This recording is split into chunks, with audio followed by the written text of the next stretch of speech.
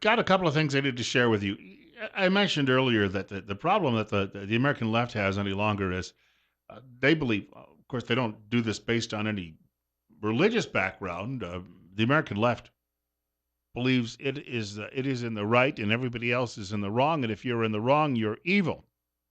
In other words, if you believe in what your church teaches you about human sexuality and then you're evil because even though your church has been teaching this for a couple of thousand years, you've got to realize the American left believes whatever it's developed since about 1966 is the way the world should run. And so we're dealing with these people out there in the streets who are more than willing to burn down buildings and beat up people they don't like. And conservatives have been showing a great deal of restraint because if conservatives started going out with Louisville sluggers, just Louisville sluggers, not even anything more powerful than that, and started swinging those in response, you know who the media would attack and claim was the bad guy, right? We're none of us are operating under any illusions here who adhere to more traditional faiths and more traditional values and politics in this country. 7 minutes after 9 o'clock, Bill Cawley with you on Top Story on News Radio 1310, KLIX and newsradio1310.com. We're at 33. And now there are some people out there who believe that they're seeing an opportunity or sensing an opportunity, even though they have been vanquished. Yeah, some things, my dad used to say that line about the bad penny that keeps coming back. Although we had so little money around the house, any penny was worthwhile. This is Hillary Rodham Clinton, a YouTube video she released yesterday, speaking to her fellow women in comfortable shoes who are planning a general strike in this country. I've titled it The Thing That Wouldn't Leave, and I'll get to that in just a moment. But in other words, she somehow believes that she still has a voice in this country. We need strong women to step up and speak out. We need you to dare greatly and lead boldly. So please, set an example for every woman and girl out there who's worried about what the future holds. Just look at the amazing energy we saw last month as women organized a march that galvanized millions of people all over our country and across the world. Galvanized? All right, you keep going out and marching, but it doesn't change anything. The legislature still votes, whether it be on the state level, a local level, or the federal level, without your input. There's a belief now among the left that they can have an influence on government by having these large marches and burning down buildings on campuses.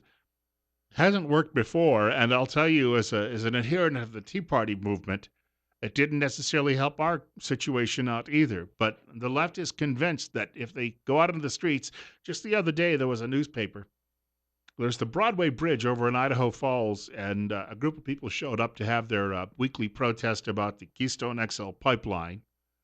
Yeah. And also about the pause in some Muslims coming here, and Christians, we should point out, from 7 countries around the world. And the newspaper reporter, they show you a close-up picture, so you see about half a dozen people all crowded together, and it says, dozens of people came out to the Broadway Bridge to demonstrate. Yeah, they were the same run-a-mob that was there a few weeks ago, and a few weeks before that, and a few weeks before that. Now, there are about 60,000 people that live in that city, and then nearby in Rexburg, there's another 30,000. And then there are a lot of other small towns around there. And if you can locate if there were only a few dozen, you could have gotten an accurate head count right down to the actual number of people who were there. You didn't even have to estimate.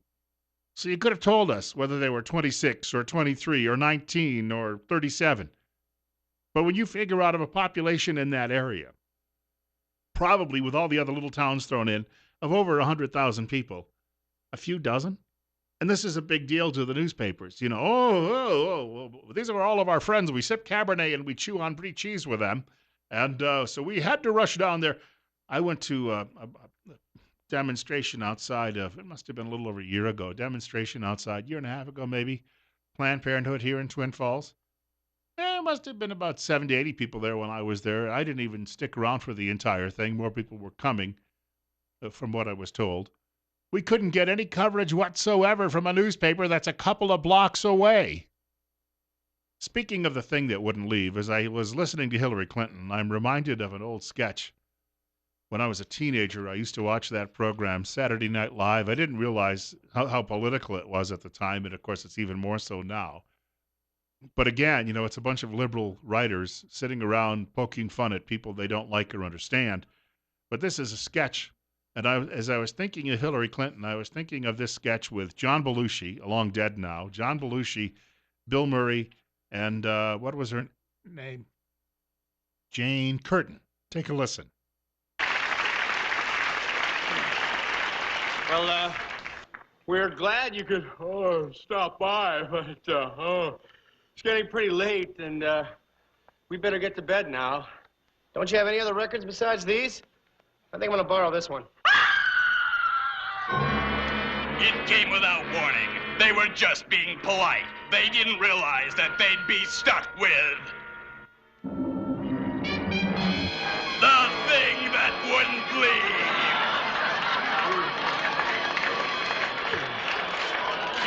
You see, we both have to be at work real early tomorrow morning, see? God, I'm thirsty. Is there anything in the fridge? Look, I don't want to be rude, but my wife is very tired. Yeah. Hey, there's a good movie on tonight. I think I'll call up some friends and watch it over here. It came from beyond the grave. A creature so rude, so inconsiderate, they thought it would never leave. I'm gonna make a long-distance call, okay? The thing that wouldn't leave. You may never have guests again. So you got Hillary Clinton, who in that role now, who was one of the worst candidates in the history of U.S. presidential politics. And she's back out there. She thinks that she's the party guest who thinks that, hey, they like me. I'll stick around and do this all over again. Ain't happening. I mean, yet she's got this under her. There's a belief. It's like when you watch the woman when she walks around and she's got that phony painted on smile and her chin stuck out and going through all the rote things like, hi, good to see you. Hi, good to see you. Hi, good to see you. They programmed it all in there. But she doesn't understand that she's the party guest everyone wants to get out. Go home. Leave us alone. And yet she's still there. I had a friend by the name of Clint Mann. Clint and I went to high school together, actually all the way through grade school and high school together. And he used to come over to the house to visit now and then. And, everyone would have to be up early the next day. And Clint would just sit there in a chair watching TV and he'd be like, oh, Clint, we got to get up early tomorrow. He never ever caught on. Some people just don't pick up the cues like that. I mentioned this in the last hour of the program. The left condones violence because they think they're fighting evil. Rob Port is the author of this blog. It's sayanythingblog.com from North Dakota. I pointed out before on the air, it is rated one of the best 100 political blogs in the United States. And he, like me, writes, he's a talk show host, I think, in Minot or Bismarck, one of those smaller cities they're not really huge cities anywhere in North Dakota. But Port writes a column in one of his local newspapers, as I do here, and he wrote a column about how the left was completely out of control. And he said that a letter showed up from a writer who said this: Port can hedge all he wants, but at the end of the day, he supports a party that has no respect for religion, race, or gender unless it's one they approve of. By supporting Donald Trump and Trump's ilk, Port supports mass discrimination of religious groups, the assault on women's reproductive rights, and an increasingly confident white nationalist movement, unquote. That's from a writer responding to one of his columns. Well, first things first here. Port did not support Donald Trump. He's a libertarian in his beliefs. He had other candidates he supported. He was not a big Trump fan. But you see, the liberals need that to claim that you are and to twist that around.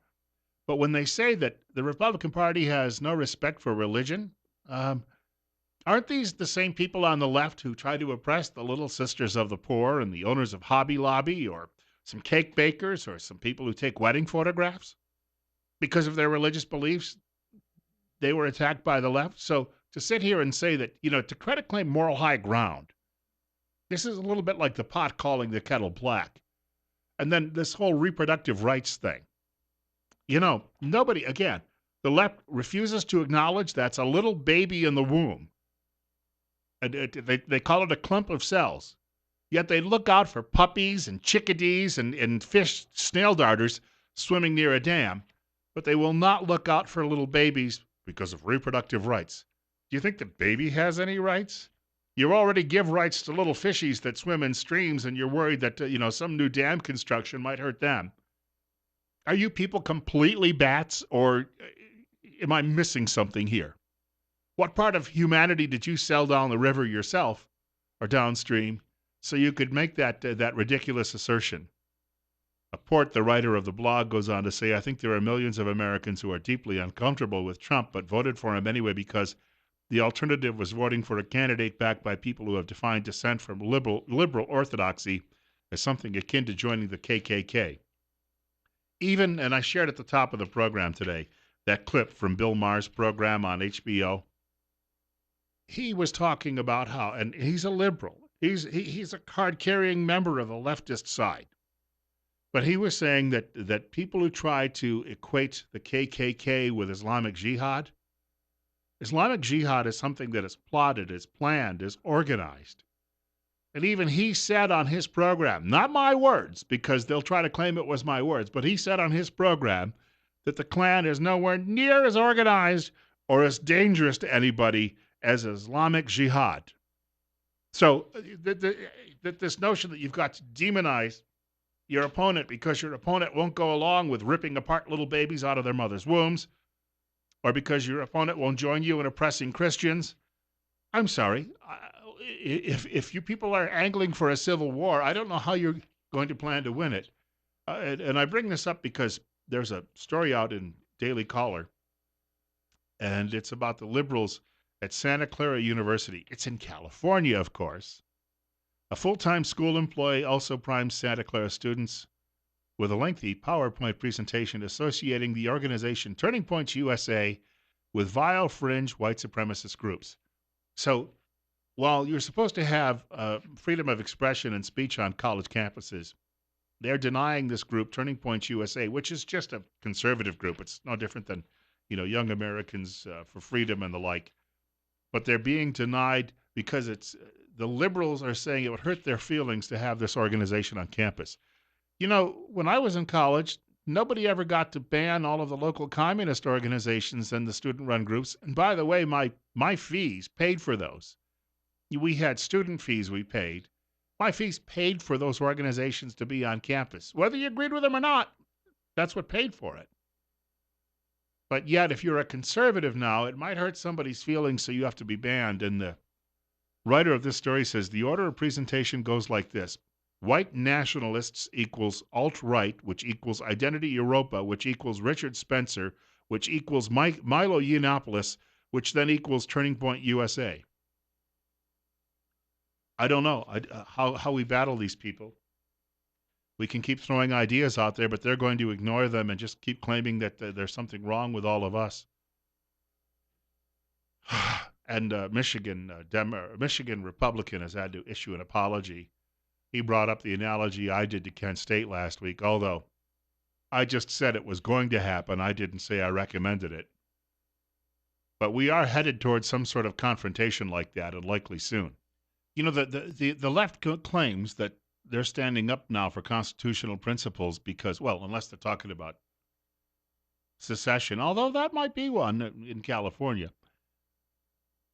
But they claim that because Donald Trump is now president, they have to stand up for the Constitution. Although Constitution talks about legislators in Congress making the laws, and when they make a law that gives the president the right to pause immigration from various countries around the world, then that is within his constitutional purview.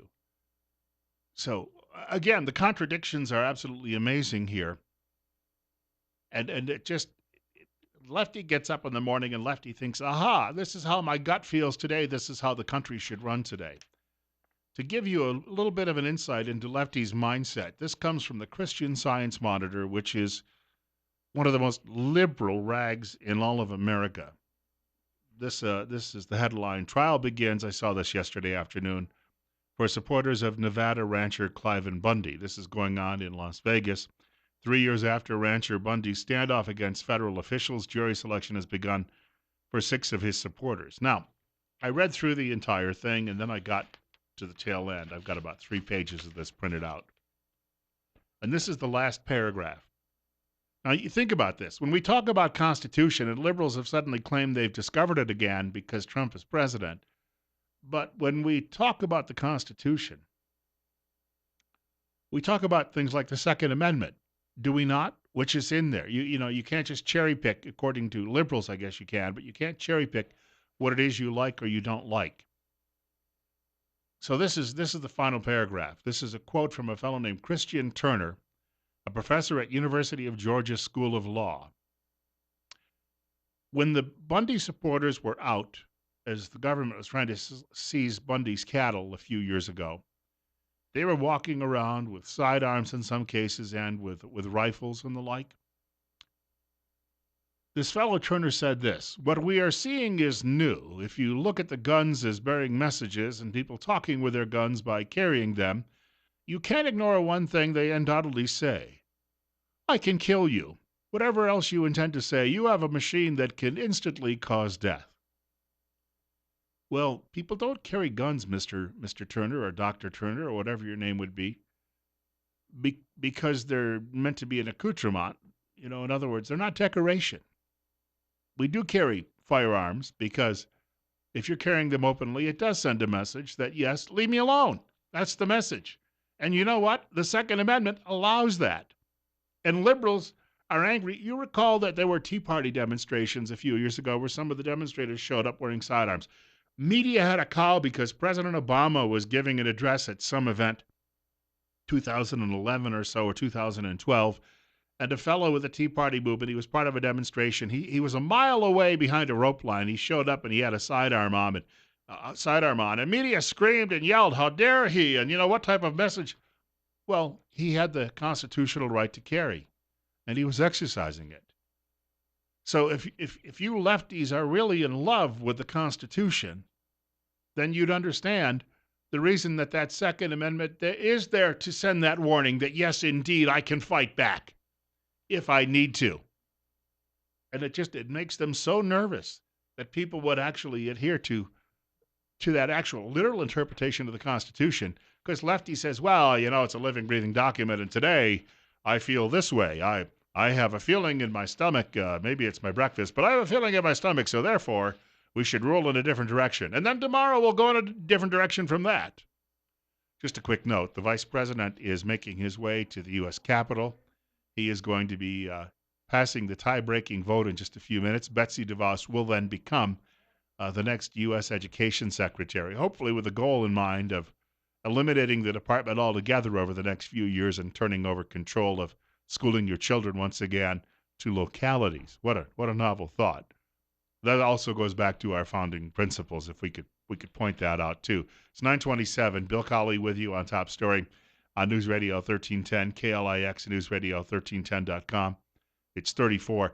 You probably heard it. It was revealed last week that you have the two Republican senators who say they're not voting for DeVos. They're bought and paid for by teachers' unions. Yeah, Lisa Murkowski from up in Alaska. She was never very much of a conservative Republican. And then this Susan Collins from Maine, same thing. They are basically, instead of following their constituents' lead, they're going out and following their real constituents, and that's the people who fund their campaigns. In other words, do you have any more campaign cash for me?